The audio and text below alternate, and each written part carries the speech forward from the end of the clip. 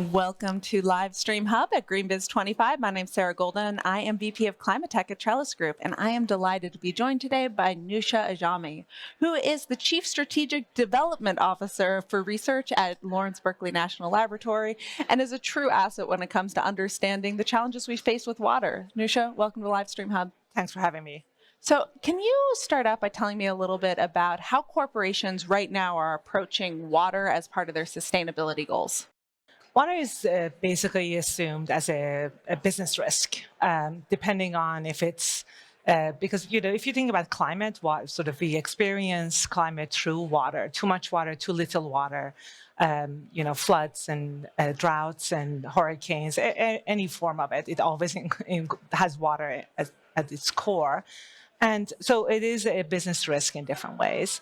And that's how the corporations are looking at it. But generally speaking, water has always also been, when it comes to ESG and how we work around ESG, has not necessarily been a part of the goal setting process, has always been to reduce risk of business. Yeah.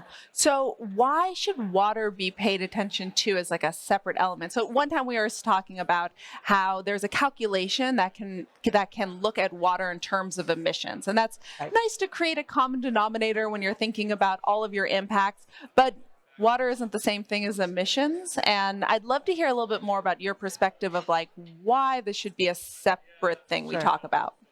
Yeah, so when it comes to renewable energy and emissions, there's you can set global targets, and it's easy to kind of measure against that target and try to get better.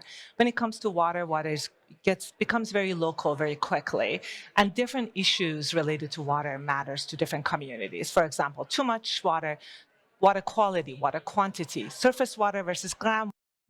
So it gets very complicated very fast, and different communities have different challenges, right?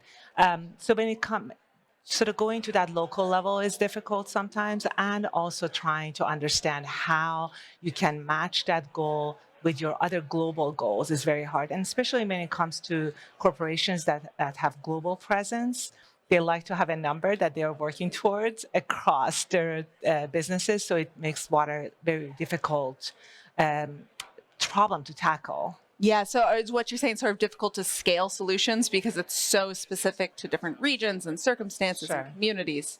I mean, I would say it's not difficult to scale because the solutions that are available are actually quite common across the board.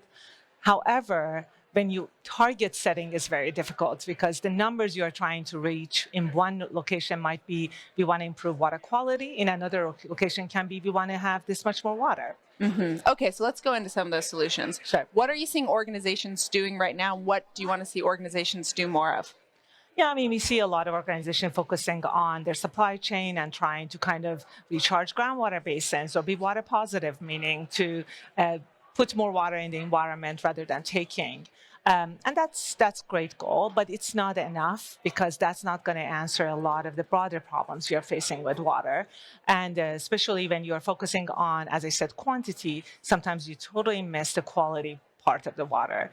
And quality and quantity are sort of two sides of the same coin. So if you degrade the water quality in a region, that means that people are not going to have access to that water regardless of you have enough quantity of water in place. So it's important for them to focus on quantity as well.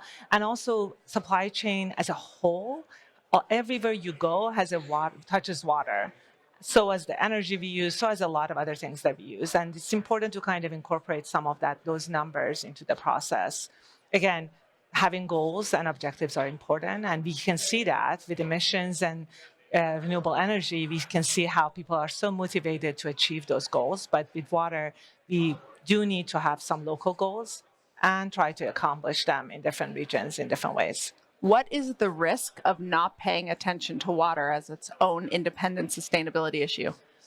Actually, quite significant because in some cases can be community, you can lose trust with community. So a lot of these corporations are operating in different communities. And if you lose trust, then people don't want you in that space, right? So that's one part.